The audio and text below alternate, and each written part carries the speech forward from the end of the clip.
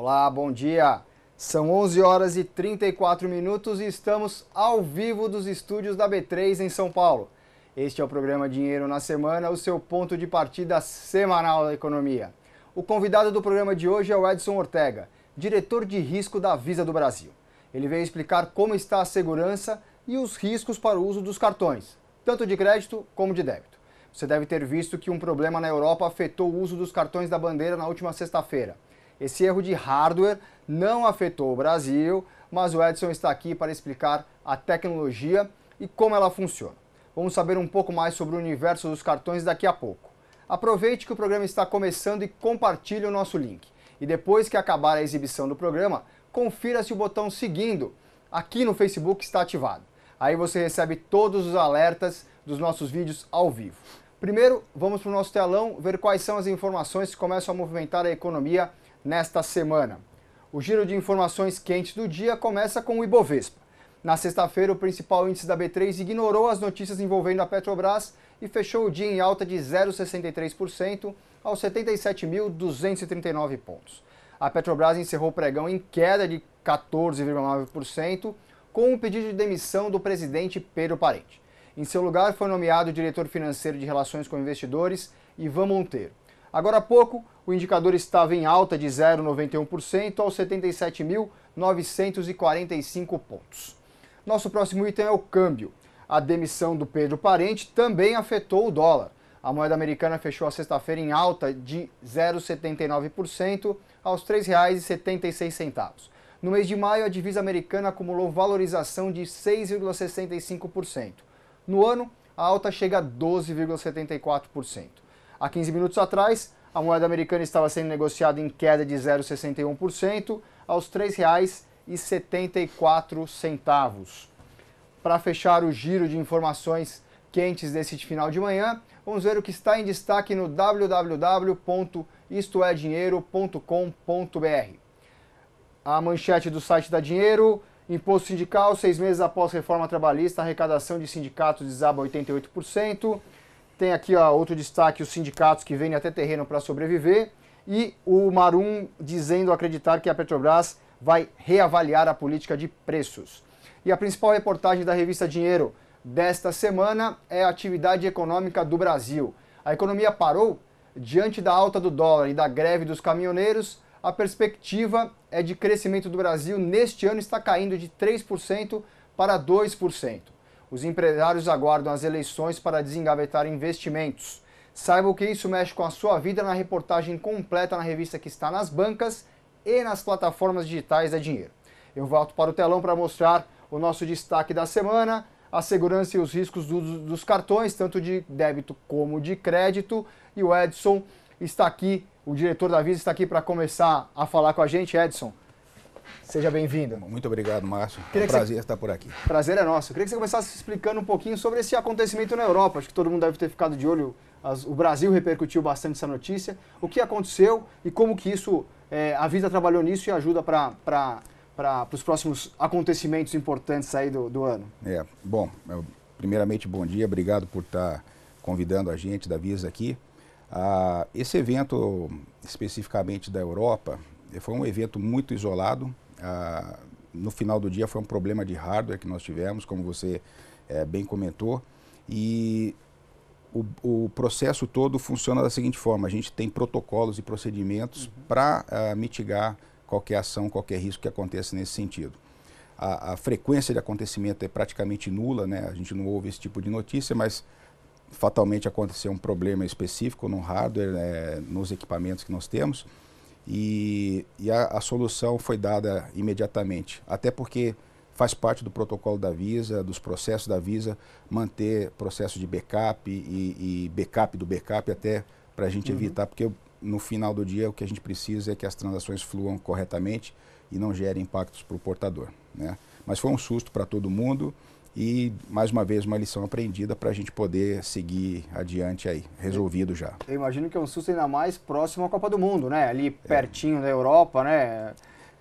Como que vai ser para quem estiver na Rússia acompanhando tudo e transacionando com cartão Visa, claro. Com certeza. E primeiramente eu queria tranquilizar, né, a população toda assim, que usa o cartão, porque de fato foi um evento muito pontual. E a frequência disso acontecer provavelmente não vai acontecer de novo no próximo período. E como você comenta, principalmente nos eventos, a gente tem redundâncias, tem todo um protocolo de segurança, tem data centers. Para você ter uma ideia, os data centers que nós dispomos existem espalhados em várias regiões, por exemplo, nos Estados Unidos. E cada data center, ele trabalha com a capacidade de mais ou menos de 10 a 15% para atender um data center só, para atender o mundo todo. Uhum. Então, a nossa capacidade, ela está muito...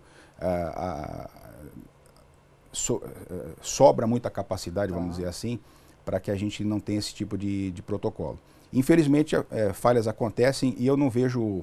apesar de ter tido uma série de problemas, né, os portadores que tentaram trafegar nesses dias as transações, não deu certo, mas o problema todo seria você não ter a remediação. E isso pode contar que a Visa teve pronta atuação, a remediação foi imediata, tanto é que foi resolvido rapidamente o problema. E com certeza nos eventos aí da FIFA, né, falando Olimpíadas, que a gente também patrocina, teve aqui, né? É isso aí. Mas com certeza os jogos lá na Rússia vão ser realizados com tranquilidade, seguramente. Aproveitando que a gente está na Europa e falando de Copa do Mundo, quais as dicas de segurança que você dá para o brasileiro, os milhares de brasileiros que vão acompanhar esse evento no local, fazer um pagamento em cartão e, obviamente, ter essa transação garantida sem que aconteça nenhum problema? Tá. Bom, primeiramente assim, pode usar o cartão à vontade. Tá? O cartão é seguro para utilizar. A gente vai falar bastante aqui de ameaças, etc., mas a mensagem que eu quero deixar bem clara para todo mundo, assim, pode usar tranquilamente o seu cartão. Seja onde for, pode usar tranquilamente. Nós temos muitos protocolos de segurança por trás para deixar a transação funcional. Mas dicas boas de segurança, né, para o cliente portador do cartão. Então, por exemplo, você vai viajar de período a período, né? Você vai, por exemplo... vai para a Europa, não vai ficar imediatamente lá no site lá dos jogos na Rússia, vai passar para algum outro país, liga para o banco ou para o emissor do seu cartão e avisa, olha, estou viajando de tal a tal período, estarei em cada período em tal região. Deixa sempre anotado o seu cartão num caderno, num papel de acesso único seu, né? Evita colocar no celular, essas coisas, porque a gente... sempre ouve falar dos hackers, etc., e roubou teu celular, estão todos os seus dados ali no celular, não adianta nada você ter aquele dado anotado. Mas deixa anotado no papel, guarda no hotel, no local onde vai ficar aí hospedado.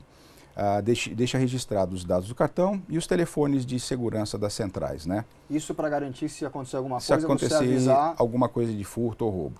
Mas o aviso de viagem ele é importante porque a entidade que emite o seu cartão, né, a gente chama no jargão da indústria o emissor do cartão, ela já prevê que você vai ter gastos extras fora do seu comportamento normal, então ela deixa a transação fluir com mais tranquilidade. Então é uma parte que o consumidor, né, o portador do cartão pode fazer nesse processo. Toda vez que for a um comércio, os cartões eles têm, principalmente os cartões de brasileiros, a gente tem cartões com chip, né? A nossa tecnologia de chip e senha é de ponta. Então, toda vez que for utilizar o cartão, se é um terminal com chip e senha, usa, né, o chip e a senha, porque, como eu digo, o chip você não tem clonagem dele. Aquela via de cartão que está na sua mão, ela é única e ela pertence a você. Com o advento da sua senha, que é pessoal, então não tem clonagem desse cartão. O terminal aceita chip e senha, e lá na Rússia muitos terminais aceitam, praticamente o parque todo também é chipado, como a gente fala, né, no nosso jargão aí. Então, dê preferência para usar nesse formato. Tarja magnética ainda existe bastante? Existe em várias localidades. Diria que o último país de porte pesado, né, que entrou na migração da tarja foi os Estados Unidos, mas hoje eles já estão, em menos de 1 ano e meio, já estão com uma penetração de terminais com tarja, com leitor de chip, de mais ou menos 45% a 50%. Então é muito comum hoje você ir, por exemplo, para os Estados Unidos, em supermercados grandes, lojas grandes, você já usar seu cartão com chip.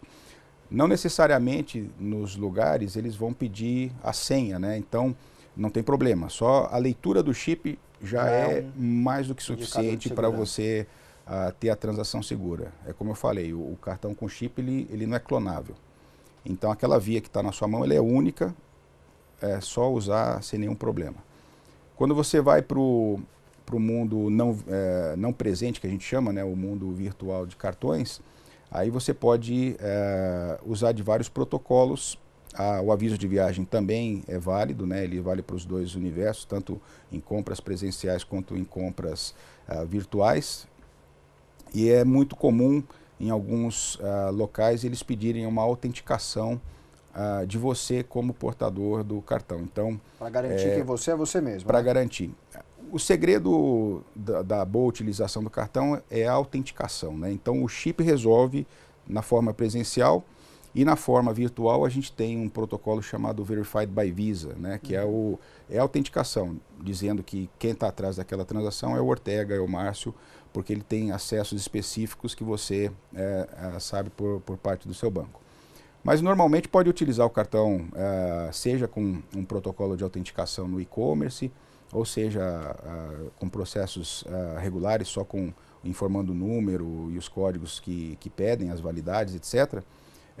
Porque é isso que eu queria deixar bem transparente. Nós temos um arsenal de coisas acontecendo por trás daquela transação.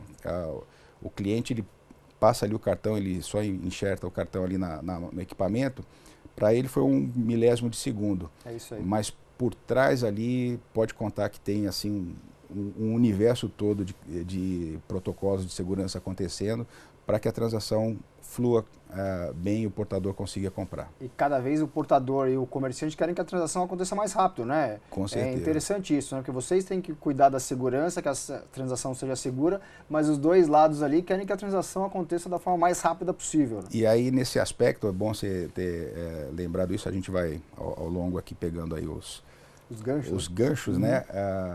Nós temos uma onda agora de contactless, né? O cartão sem contato. Justamente para quê? Para a gente acelerar a utilização do cartão, do uso do cartão, a experiência de uso do cartão. Então, o contactless, ele é exatamente um cartão igual ao cartão com chip, né? Na realidade é um chip que está ali, mas a única diferença é que você tem que ter a transmissão por leitura física, né? Por contato, e o outro ele transmite a informação por frequência, mas ela sai também transmitida com a mesma segurança, totalmente encriptada, e a gente fala que a gente tem um processo de encriptação do mais alto nível que se é permitido, né? A gente só não alcança o nível militar, não por falta de tecnologia, mas porque é proibido, né? Não é permitido. Mas e o contactless ele ajuda muito, é bem legal. Eu tenho contactless, seja o cartão físico mesmo ou no celular, né? Nos mobiles payments que a gente chama, e é muito bacana, você só dá um toque ali já foi a transação, e já está pronto. Né? Seu dinheiro saiu da conta, né? E já foi. Não significa que você não teve a mesma segurança, então quando a gente pratica esse tipo de transação, ela tem todos os protocolos de altíssimo nível de segurança também. Acho que a sensação de segurança de quem está usando o cartão é o que é o mais importante. Né? Se ele se sentir seguro, seja colocando o chip ou só encostando o cartão dele, é o que vai fazer com que a transação seja bem sucedida. E aí, para a gente fechar rapidamente um ciclo, né, do que o cliente indo em viagem, o que ele poderia fazer, ativar também, por exemplo, serviços de alertas por SMS no celular ou nos próprios aplicativos, né, dos emissores de cartões. Eles têm aquelas mensagens que a gente chama lá no jargão push, né, que não depende de você estar conectado, né, por uma rede telefônica, etc. Mas a partir do momento que você usa seu cartão, a transação já bate no seu celular ali e você fala, opa, isso aqui é minha, tá tranquilo.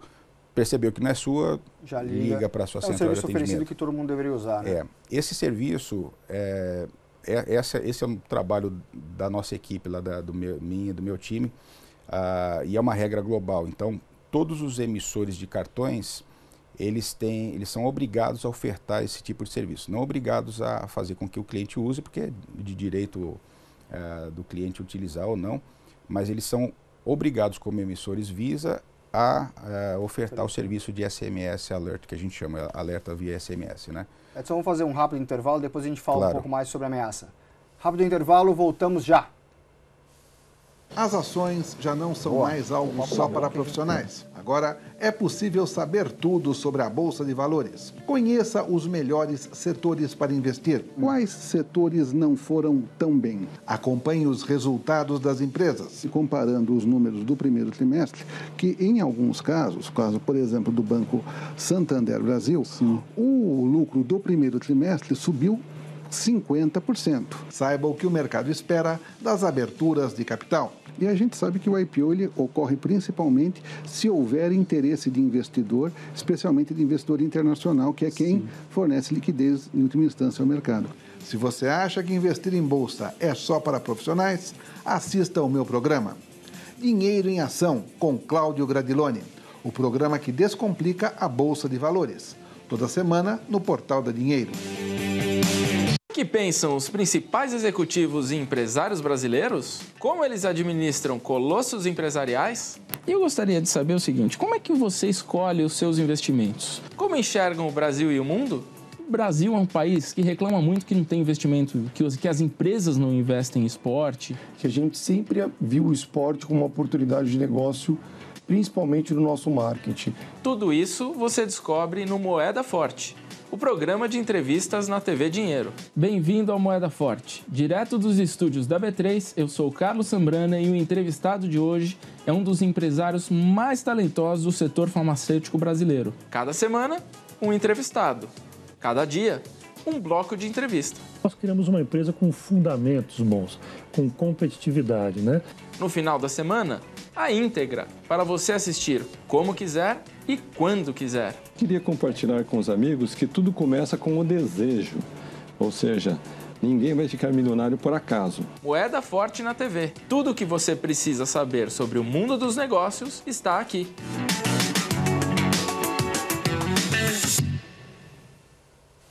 De volta com Edson Ortega, diretor de risco da Visa do Brasil. Edson, onde estão as maiores vulnerabilidades no uso do cartão hoje em dia? Bom, ameaças a gente tem para todos os lados. E uma coisa que é interessante a gente falar assim, faz parte do nosso negócio sofrer esse tipo de ameaça e ataques. Então, você tem ameaças cibernéticas. Hoje, praticamente, se você olhar numa escala global, a fraude ou os ataques cibernéticos são os grandes ofensores, né, que nós temos na indústria. E esses ataques, eles acontecem em várias escalas, né? Então, por exemplo, uma coisa que a gente mencionou no bloco anterior, que a Visa teve lá uma parada por força de hardware. Foi hardware e não foi ataque cibernético que aconteceu.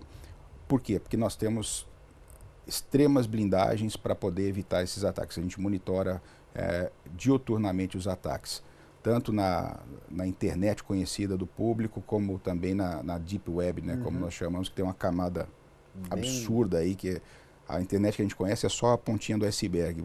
Abaixo o negócio... Ali o negócio é feio. E a Visa monitora diuturnamente esses processos, então as ameaças praticamente estariam no compromisso da informação sensível, né? Quando eu digo isso um comércio, um processamento, uma processadora, etc., que tenha lá milhares de dados de cartões no seu cadastro e ela tem a vulnerabilidade ali, ter uma ameaça e o compromisso daquela informação sensível. Esse seria um pedaço. E o segundo ponto são as fraudes efetivamente, né, que acontecem na ponta do consumidor, engenharia social, etc. Então a gente vê muitos casos de computadores que são hackeados também e o consumidor nem percebe muitas vezes, né? Então essas são as ameaças que a gente navega bastante em termos de prevenção à fraude. E óbvio que a gente sempre está também de uma forma um pouco mais ampla, aí, olhando o negócio de uma forma maior. A gente sempre olha o risco de exposição de crédito geral de um país. Então, se o país está com ratings sólidos, não está, se aquela entidade que emite cartões ou que aceita os cartões também está com a sua saúde financeira sólida. Então, a gente olha por todo esse arcabouço aí de processos, né? Mas tem um dado de fraude que eu li ou ouvi certa vez que é menos de 0,1%. É uma coisa assim muito pequena dentro do universo trilionário de transações, né? O número que a gente tem, que a gente analisa é assim: a cada 100 dólares gastos, né, você tem 0,08 centavos de dólar de fraude. Menos de 0,01%. Não são nem fraudes, são tentativas de fraude que a gente impediu. E é muito baixo, ele é muito baixo. Na contrapartida, cada vez que você tem uma fraude, é incômodo. Então, a informação, ela mesmo sendo baixa, ela reverbera de uma forma não positiva. Mas, se a gente puder avaliar de uma forma geral, é muito baixo. Aqui no Brasil, para você ter uma ideia, a nossa fraude ela é um pouquinho mais alta, né? Eu brinco, os nossos fraudadores são melhores que os outros. Então, a gente navega aí na casa de 10, 13 pontos base que a gente faz a medição. Mas a maioria esmagadora das transações, elas são no universo presente, onde a gente tem o chip e a senha, ou contactless, né? E nesse sentido, a gente está falando aí em torno de 2 a 3 pontos base. É muito pouco, seria 0,02 centavos de dólar ou 3 centavos de dólar por cada 100 dólares gastos. É muito baixo. É baixo, mas para você é como se fosse um acidente, aquela coisa da construção, né? Estamos tantos dias sem acidentes, tem que ter uma plaquinha, estamos tantos dias sem fraude, subida né? de fraude ou estamos comemorando aí a redução da fraude. É a nossa meta lá, a gente tem que perseguir a cada segundo isso aí, não tem como fugir. E como que fica agora, você falou, um dos pontos é você avaliar quem são os emissores, a saúde financeira dos emissores. A gente está tendo uma grande invasão das fintechs por aqui, né? No Brasil aí com algumas boas instituições financeiras, novas instituições financeiras querendo fazer parte desse jogo bancário. Como que é o trabalho de vocês nesse sentido? Como vocês garantem que esse cara pode usar a bandeira Visa e ter toda a segurança por trás? Esse é um processo bem interessante que o Brasil está vivendo. A gente tem a abertura de mercado, houve abertura de mercado alguns anos atrás. O Banco Central, então, regulando essa indústria que viveu uma vida toda sem a regulação direta. A gente sempre teve boa relação com o Banco Central, mas não como entidade regulador. E a partir de certo momento o Banco Central começa a colocar as regras. E até bem interessante que muitas das regras o Banco Central ouviu a indústria, ouviu ativamente a Visa nesse sentido, que é uma forma bem positiva de você começar a pavimentar um terreno mais sólido. E as fintechs, como você colocou, para nós é um mercado muito atrativo, né? Ele é um mercado bem promissor. Nós temos regras específicas, tratamentos específicos para acomodar as fintechs, porque eu não posso manter o mesmo tratamento que eu tenho com uma entidade muito tradicional e muito sólida, a exemplo, um banco estatal ou um banco privado grande, e eu não posso dar o mesmo tratamento para uma fintech que está ali começando a vida dela naqueles períodos. Então a gente se baseia basicamente em tentar acomodar políticas de risco e mitigação de risco, muitas vezes colateralizando, né, pedindo alguma garantia paralela, avaliando a saúde financeira dessa fintech para saber se ela vai ter uma vida útil interessante aí. E aí a gente faz uma série de análises e acomoda ela da melhor forma possível. Às vezes as fintechs não estão tão preparadas, o trabalho aí da nossa equipe de vendas é achar parceiros de negócio que façam uma boa linha de parceria, etc., para poder dar andamento. O que a gente tem tido até o momento é assim, praticamente todas as fintechs que bateram a nossa porta já estão emitindo cartões Visa e estão produzindo bastante volumes aí nesse processo. Para nós é extremamente interessante esse mercado. Então, e é mais um selo para essa fintech de que ela foi verificada, de que ela tem uma saúde financeira, e para quem é o cliente pode ficar um pouco mais seguro também, né? Tirando o aspecto de negócios, né, não vou me meter aqui a falar porque não é o meu segmento, mas para que ela consiga entrar, é um bom ponto que você coloca, nós fazemos um assessment, né, não queria usar o jargão americano aqui, mas a gente faz uma análise de risco e a gente praticamente faz uma consultoria à fintech dizendo, olha, você está preparada com tecnologia, ferramenta, você tem pessoal treinado para poder se defender da fraude, porque a gente tem que ter uma preocupação que é assim, ok, na conta, no payback ali, na análise de negócio, o negócio vai bem, vinga. Mas eu não posso permitir que a empresa entre sem estar minimamente pronta para se defender. E nesse sentido, se ela entra com vulnerabilidades, com certeza, né, os fraudadores eles vão tomar vantagem daquilo e todo o investimento que ela iria fazer para o bem do negócio acaba se desvirtuando. Então a gente faz esse assessment, essa análise, ver então de novo se eles têm lá pessoal treinado, ferramenta, metodologia, traz toda uma cultura para que ele minimamente esteja ali preparado para se defender. A hora que ele está nesse ponto, aí ele pode ir para a produção e operar, porque com certeza os ataques vão acontecer e ele está minimamente seguro, pelo menos ali que não vai acontecer nada. E no final do dia o portador, né, do cartão vai ter o privilégio lá de usar o cartão sem nenhum contratempo, que é o que a gente sempre prima aí no processo, né? Uma das novas fronteiras agora, você até falou um pouquinho atrás, é o cartão dentro de outros acessórios, né? O Fernando Teles até falou com a gente um tempo atrás, mostrando o relógio que também faz transação. Você teve pulseira em teste lá na Olimpíada. Como que funciona também a segurança para esses pontos e como que, até onde pode ir o seu banco dentro de algum outro acessório?